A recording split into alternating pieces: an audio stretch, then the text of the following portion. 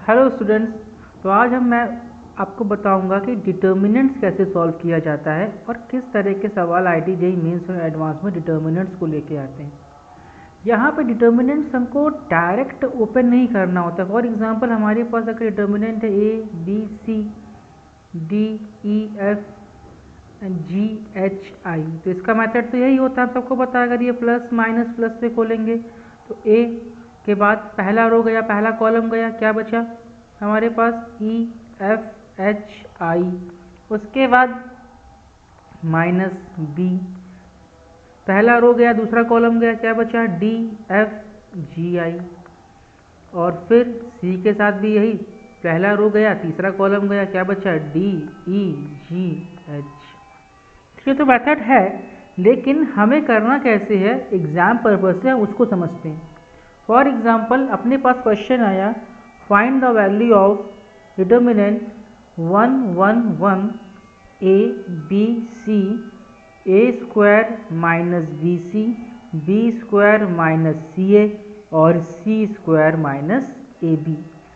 तो यहाँ पे क्या टेक्निक होती है, यहाँ पे हमारे पास एक फंडा चलता है हम लोगों के पास कि 3 1 से हम लोग क्या करते हैं, 2 0 बनाते हैं। 3 1 से 2 0 बनाना होता है और वो हमें ऑपरेशंस यूज़ करके करना होता है। उसके बाद हम लोग जल्दी ओपन कर लेते हैं। बस यही फंडा है यहाँ पे, बहुत आसान सा।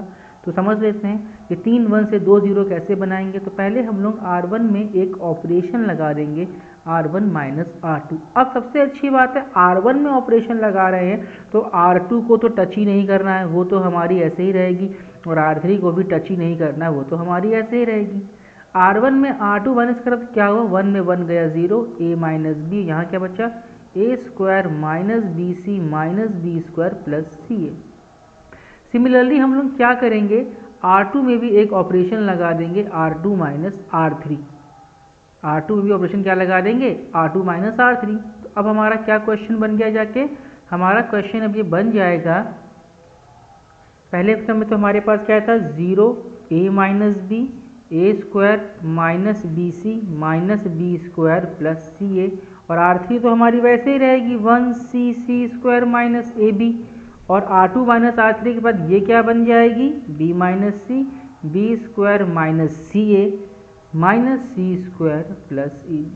थोड़ा सा मैनिपुलेशन करने के बाद हम इसको क्या लिख सकते हैं, 0 0 1 a minus B minus C C square minus A B a minus B A plus B, और इधर सी ए माइनस बी सी में क्या कर लेते हैं हम लोग, कॉमन ले लेते हैं c, तो हमारा यहाँ भी क्या आ जाएगा a माइनस बी। और similarly B square minus C square क्या लिख सकते हैं, b minus C B plus C, और यहाँ पे अगर हम लोग कॉमन लेंगे a तो इधर क्या बन जाएगा b माइनस सी। तो फिर ठीक से अगर हम लोग यहाँ पे लिख लें तो ये क्या बन सकता है हमारा, मैं अब रेड पेन से लिखने जा रहा हूँ।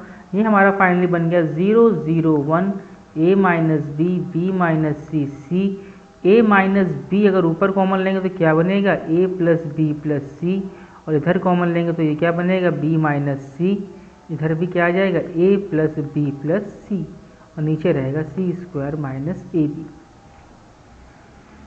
अगर हम लोग अब एक्सपेंड करेंगे C1 के अलॉन्ग तो क्या होगा, प्लस माइनस प्लस, ये पूरा क्या बन जाएगा, तो ये पूरा डिलीट हो जाएगा हमारा। देखिएगा ये ब्लैक पेन से मैं पूरा डिलीट कर दे रहा हूँ, ये पूरा डिलीट हो जाएगा, ये पूरा डिलीट हो गया। तो केवल क्या बचेगा, ये जो चार एलिमेंट्स हमारे पास बचे हैं। तो अब हम लोग क्या लिख सकते हैं इसमें, a minus B minus C a minus B into A plus B plus C, यहाँ भी b minus C into A plus B plus सी।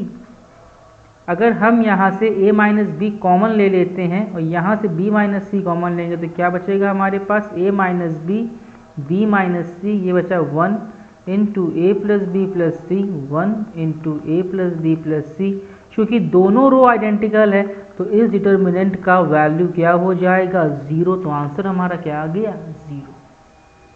तो इस तरीके से हम लोग करते हैं डिटर्मिनेंट्स के क्वेश्चन, उसमें 3 1 से 2 0 बना देते हैं। उम्मीद होकर वीडियो बहुत अच्छा लगा होगा आपको, और अगर वीडियो अच्छा लगे तो बेटा सब्सक्राइब जरूर करना।